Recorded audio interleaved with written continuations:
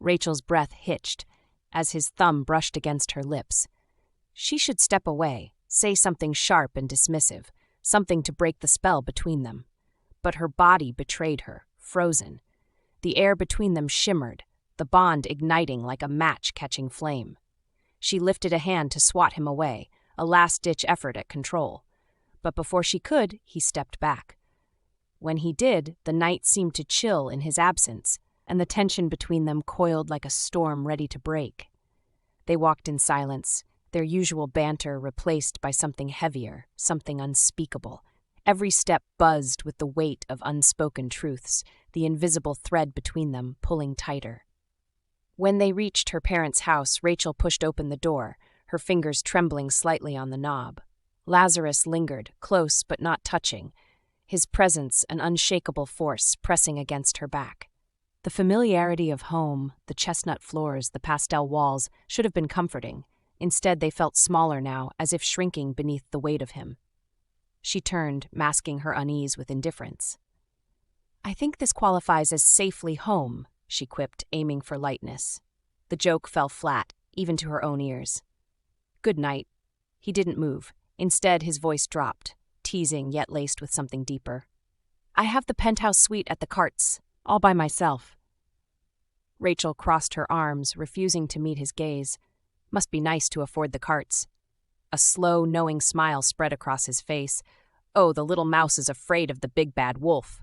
Her jaw tightened. She turned, reaching for the door, ready to shut him out. But he didn't stop her. He didn't move at all. She slammed the door, leaning against it. Even as she did so, she could feel his gaze on her back, as if a solid door was not between them. She knew he hadn't moved, not yet. Hand hovering over the handle, she waited, listening for his retreat. The silence stretched too long. He was still there. With an annoyed sigh, she yanked the door open again, her glare meeting his unwavering stare.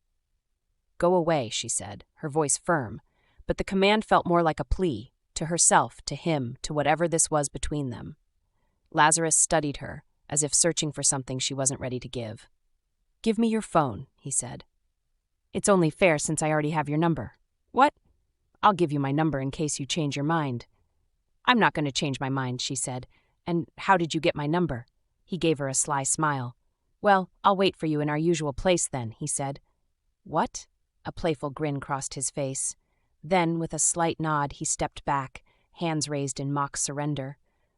"Good night, little mouse," he murmured, softer this time, less teasing. She didn't close the door until he disappeared down the garden path.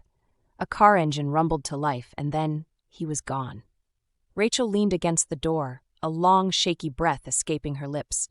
His touch, his scent, the pull between them, it was unlike anything she had known before. And yet, despite the attraction crackling between them, he represented everything she had left behind. Could she really be a Luna without her wolf? No, she couldn't. But that didn't stop the thought from lingering. A Luna without her wolf was nothing. A figurehead at best, a liability at worst. And Lazarus. Lazarus was a reminder of everything she had lost, of everything she wasn't. Pushing off the door, she climbed the stairs to her childhood bedroom. The familiar space should have been a refuge, yet it only amplified the weight in her chest.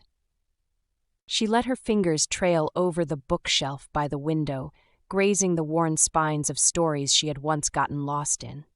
This room held echoes of a girl who had believed in endless possibilities. A girl who had once dreamed of a life beyond the Packlands. A girl who had never imagined fate would leave her half of what she was meant to be. A hot shower did little to wash away the tension curling inside her. Crawling under the covers, she closed her eyes, but sleep refused to come. Her phone buzzed. Groaning, she reached for it, expecting a late-night work email. Instead, Lazarus's name flashed across the screen.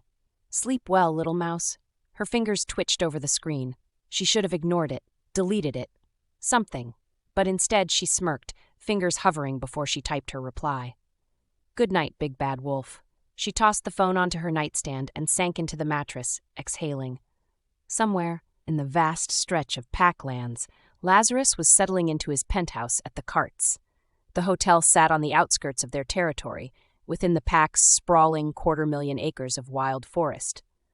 Most of the land remained untouched, save for the gated community of 2,000 wolves spread across 500 families.